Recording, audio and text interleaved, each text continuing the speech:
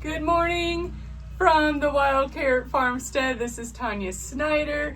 It is time for another pharmacy class with an F.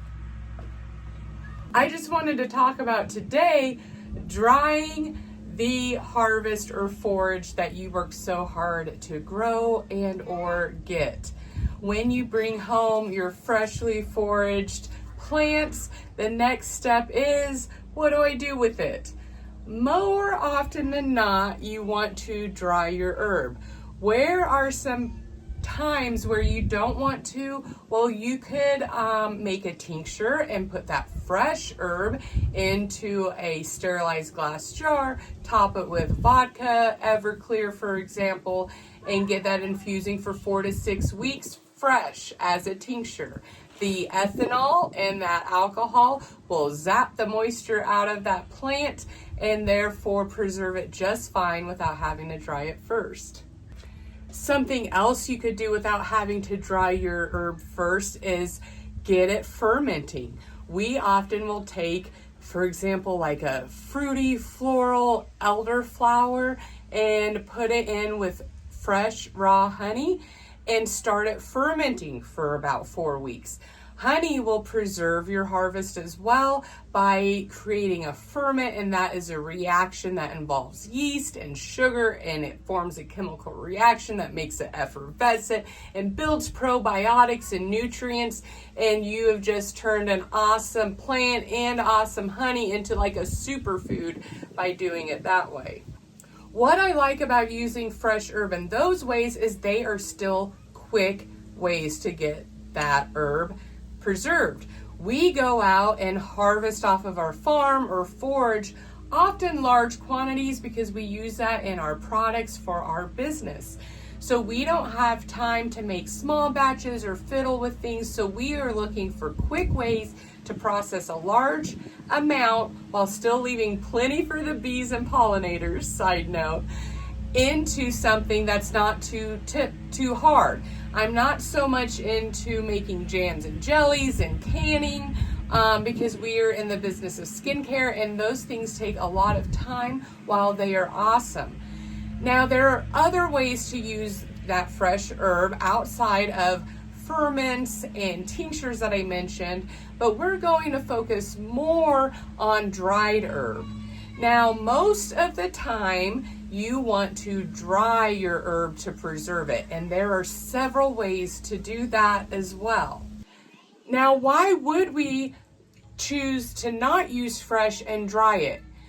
That is because if you're planning to use these herbs into skincare, for example, we want to infuse it into an oil first, so you can then take that oil and turn it into a lotion, a balm, a salve, a soap, just by adding a few other ingredients like beeswax from your hive and a nice creamy butter or fat like a shea butter or coconut oil.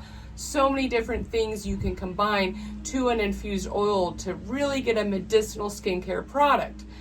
Now, when you take fresh herb and you want to infuse that into an oil, it will often go rancid because oil and water don't mix. So the moisture from that plant is going to prevent the oil fully penetrating that plant and really getting in there and preserving it. Instead, it will go rancid. Sometimes a white, like cloudy mold will form around your herb.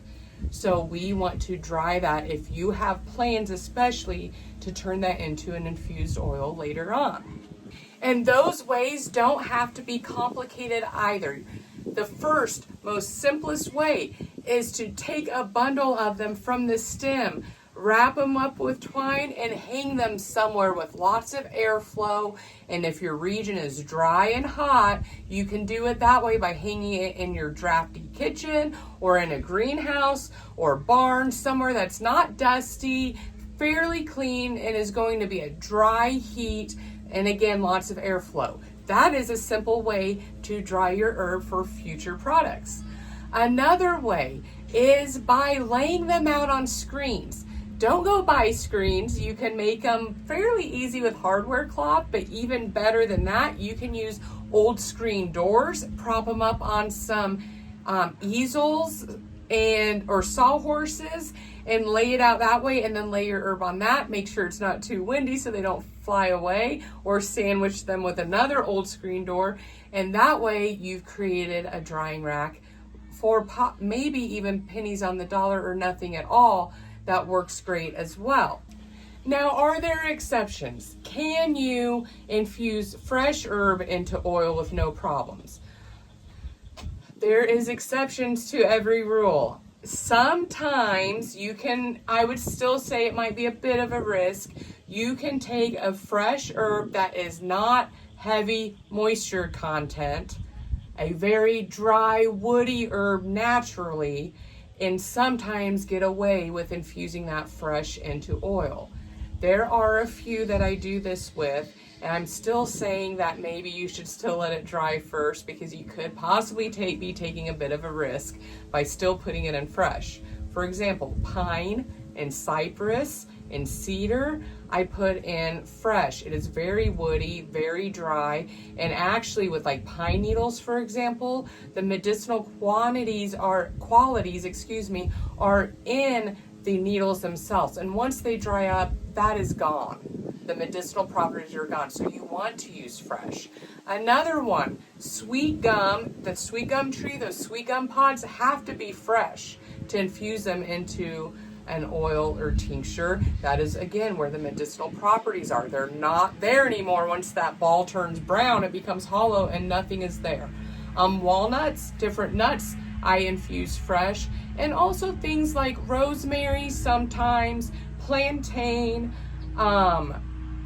other dry actual plants you can. Flowers with really, like for example, mullein, flowers, I make an earache oil with those. Those are like paper thin, and the oil will penetrate those no problem and zap that moisture out. And I usually never have a problem with that either. However, just keep that in mind. More often than not, just get in the habit of drying those herbs. Now, say you want to bump up the time it takes to dry your herbs and you don't want to hang them, you don't have the space or the ability to dry them on racks, or on screens. You can use electricity in modern day amenities too. You can dehydrate. You can use a dehydrator. We have a Consori 5-drawer dehydrator with a glass front. It's on our Amazon store. Go check it out. It's awesome. It's my favorite food dehydrator that I have ever used. I especially like that you can set the temps from like 90 degrees to maybe 200. I don't think it goes that hot. 195, I'm not sure. And anywhere in between. And that is so handy when you are an herbalist and dehydrating various flowers and herbs, because not everything needs high or low. Sometimes you need a little bit or a in-between bit. So I definitely recommend, if not a Consori, a hydrator that has a temperature setting, and nice metal racks as well. So you can do that. Now, if I'm dehydrating an herb, keep in mind you are going to lose a bit of the medicinal properties in that herb when you dehydrate it. And keep in mind, those things will shrink up, as most things do when they dry. So remember that when you go to do that, and make sure things don't fall through your screens in the dehydration process. I typically dehydrate our herbs on a low setting of 90 to 95 degrees and check it at 4 hours and then check it at 8 hours. And that's probably more than enough, depending on what you're dehydrating time-wise in that dehydrator. Then you can transfer that into mason jars or Mylar bags, or get it right into your oil. I would suggest that. The cool thing about that is it goes right into preservation, even though the drying also preserved it. But it keeps it dust free, and then it looks beautiful, and you can just put it up on your apothecary shelf and forget about it until it's ready to go. A step up from the dehydrator is a freeze dryer. Now, this technology for the home has only just come out, and they are expensive and not necessarily available to everyone or is in anyone's means. We have one that Harvest Right lovingly gave to us. It has been on my wish list for years. It is an expensive purchase, but I will say, gifted to me or not, I've wanted one for forever, and it is as easy as it seems, and they are as amazing as they are. I actually use it for way more than I ever even imagined. Another awesome thing about freeze drying is it not only locks in the flavor and the smell, unlike dehydrating your herbs, it also doesn't lose any medicinal properties when you freeze dry it. And they're good for 25 years if stored correctly. Freeze dryer for the win if you can. But I saved something pretty cool for kind of last. Is it a necessity? No. Is it affordable and pretty awesome? Yes. And it is right here behind me. Am I affiliated with any of this? No. It is just an herbalist, forager, gardener's tool that you should be having. It is an herb drying rack, essentially. And I have another one I'm going to set up, so I thought we'd do that together and get a closer look at it. These are awesome. You can hang them from trees, your porch. They are awesome in a greenhouse. Again, I know not everyone has a greenhouse. We have one, and they are going to go in the greenhouse because if you think about it, it's warm, it's sunny, it'll dry and cook those out so quickly, especially in those racks. Why do I like these screened racks? They are affordable, like I said. They're easy to get. They're on our Amazon storefront as well. If you're not into Amazon, they're available on many gardening websites. They zip up, they hang so they're out of the way. Wind, it doesn't blow your herbs away. They're secure. Bugs can't get in there. There's screens underneath each layer. It is layered, and you can get them in many different compartments, sizes, this big, this big, this big, 5 shelves, 4 shelves, 8 shelves, and it keeps everything organized. That is so awesome because I do not like mixing up my forage. I spend so much time having to then sort it back apart. It's a waste of time. I don't like that. So I keep one herb in the top, another one in the middle, another one so on down the line.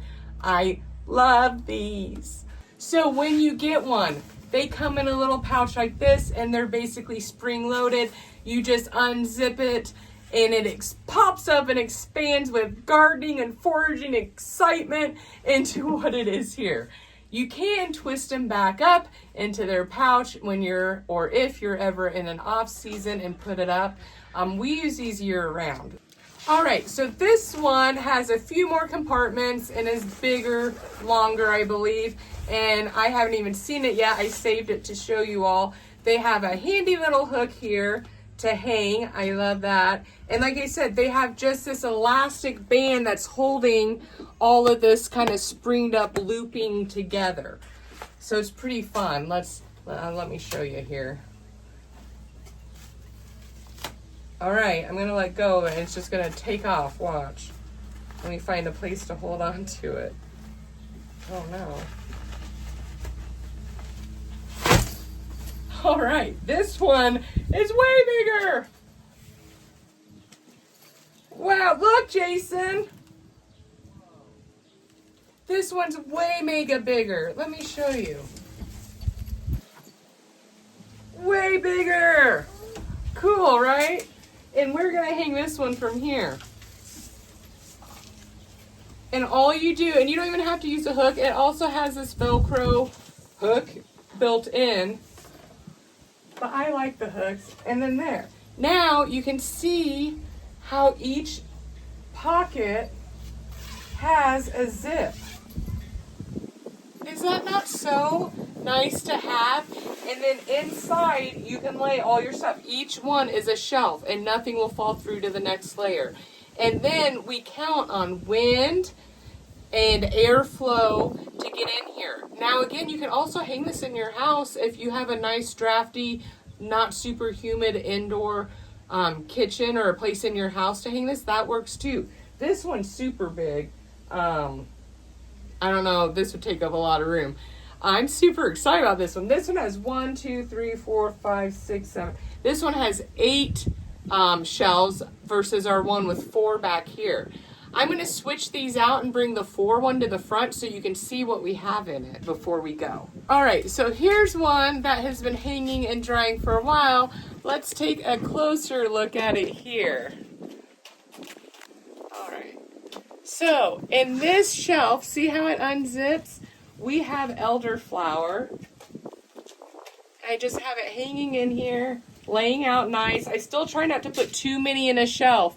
You want to leave a nice bit of space so all that air gets through. And in here we have red clover drying. And down here, now this is kind of a woody, drier herb to begin with, but I still like to dry it out, is yarrow. And then the bottom shelf we have garlic, because if you dry garlic, it'll cure and last longer right here. Okay, so that's a look at what we kind of have going on in here right now. They look so pretty too, and I like how you can see everything really easily. And for someone like me with ADHD, visuals are good, so I don't forget what's in each one. I hope that this class today has helped you with some ideas and options of how to get your herb that you worked so hard on dried and preserved so it doesn't go bad and it's ready to be used when you're ready to use it. Have an awesome day. Thanks for hanging out with the Wild Carrot Farmstead today. See you next time.